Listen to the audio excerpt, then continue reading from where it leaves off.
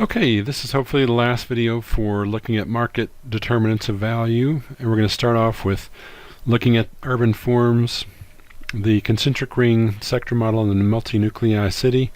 So first let's look at the concentric ring model. This is a 1920s model, so kind of at the dawn of the automobile age, and some Burgess looked at cities, kind of noted some patterns that were common around different big cities of the time.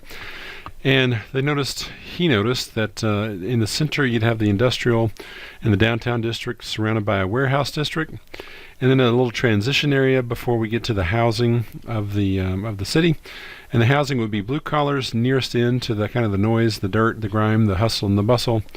And then the white collar workers would be a little bit further out, followed by the executive, the big homes, the rich people sector or part of the town would be at the end. So that's a concentric ring.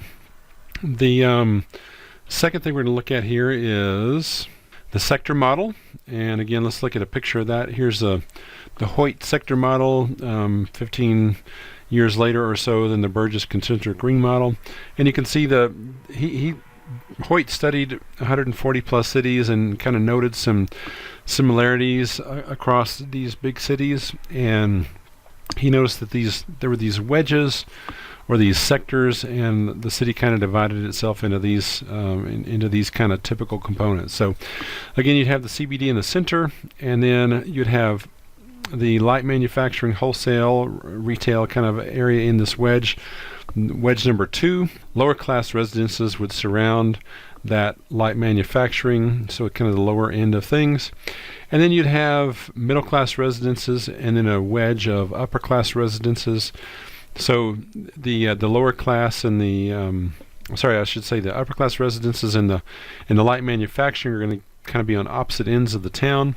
Yeah, so this was a form, kind of a typical pattern that was seen in that pre-World War II era. The last one is the multi-nuclei city. With multi-nuclei city, we have active areas, or activity areas I should say, other than the central business district. So we might have the southeast suburban. We might have, if I'm thinking about the Denver market, there's the Boulder corridor. There's again the southeast suburban. We have Aurora and Arvada, and different kind of chunks of submarkets that make up the big parts of the city. And so this is kind of more a picture of the modern city, where you have several different hubs of activities.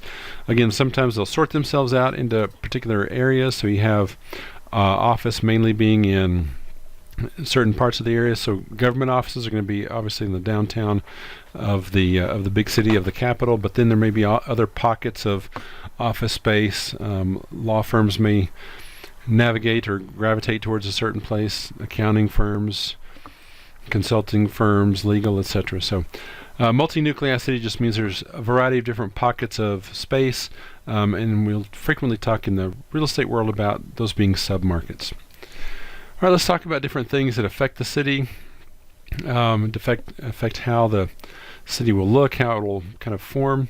Some transportation changes is going to be a big one. So the increase of cars, well, we're going to get to that in a second. So transportation like mass transit or light rail stops.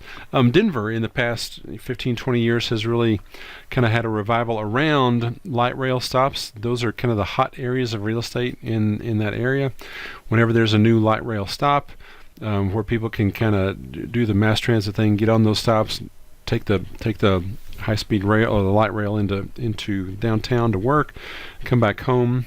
It's been a kind of a high point of activity, a lot of attraction of both residences and retail space around those light rail stops. So transportation is always a big deal, especially in big cities, and how that affects neighborhoods, how that affects people. Cars has had a huge effect on the cities, especially in the U.S. That's the kind of the nature of our society, is that we'll spread out. We'll have urban sprawl and exurbs, suburbs. Those things that aren't necessarily prevalent in other parts of the world are very common here, because we have this elaborate highway system, Cars are quite affordable. There's an abundance of land, so things will tend to spread out. Air conditioning also had a big effect on the city, so that, along with the advent of fluorescent lighting, meant that there was less need for windows. You could work at different times of the day. You didn't need to be working only during daylight. You could have activity at other parts of the day. Whether that's good or bad is a different discussion. And then there's been new forms of retailing that also affect the city. So as I think about things like the malls or the advent of Walmart, how they affect the kind of the old model of having downtown shops for where people would do their clothes shopping and their kind of department store type of a thing. Now they can move the shopping out to the kind of the suburbs where the big mall is, or go to do everything at Walmart. Walmart's kind of notorious for killing off a lot of those mom and pop stores that were around downtowns across America. So again, each of these different things has different effects on the city. Not too concerned about any of those in particular, maybe just the big ideas of how cities kind of evolve based on things that are happening, technological changes that are going to affect how cities kind of evolve over time. Let's move on to the next slide here and look at the location patterns of urban land uses and think about convenience activities first. These are where users want to be very close to the things that they're using, things like supermarkets or coffee shops, fast food stores, etc. So these uses will tend to locate and spread themselves out very evenly, so they're located close to their market area. There won't be a whole lot of overlap among retailers as they're looking for sites to choose, and so there'll be this this central place pattern. Kind of looks like a little honeycomb where you have your market area, and that's what you're intending to serve. So maybe it's a 1 mile radius. There may be a Starbucks, and Starbucks are kind of a prototypical type of a store where you have a lot of different Starbucks locations, but they're all kind of serving their own little areas. You wouldn't necessarily want to have a lot of overlap where you're going to be cannibalizing the sales from one store for the other. So convenience activities are kind of set apart from comparison activities, and this is where users would like to see a variety of products in one trip so they can compare and make a choice. And the biggest example of this is going to be cars. Anytime you see a car dealership, there's usually 2 or 3 other car dealerships near it. And so whenever you're going car shopping, you'll go to this store, that store, this dealership, that dealership, and compare different types of cars and make your choice. That would also be true in terms of furniture. I tend to see furniture stores kind of gathered together, and even with a mall, you have a big gathering of different retail shops where a consumer can go for on one trip and kind of from their convenience take care of their shopping. So these are going to be clustered, so stores gather together. And a big idea of clustering is that there's going to be frequently economies of scale associated with that.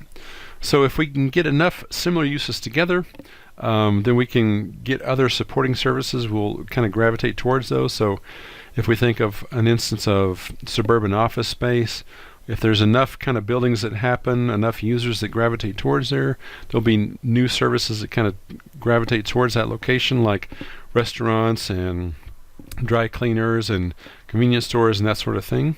Yeah, these are all kind of things that you'll notice, things that you'll see as you look at land uses across different cities and towns.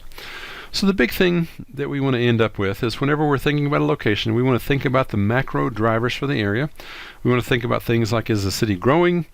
Where is the growth happening? What is driving the growth? What are the long-term prospects of the city? Whenever we are thinking about a location, we want to think about the linkages between that location and the things around it. What else is going on around it? Where is there a need? And also thinking about a location, we think about, as I just mentioned, what's missing. Where is there a need?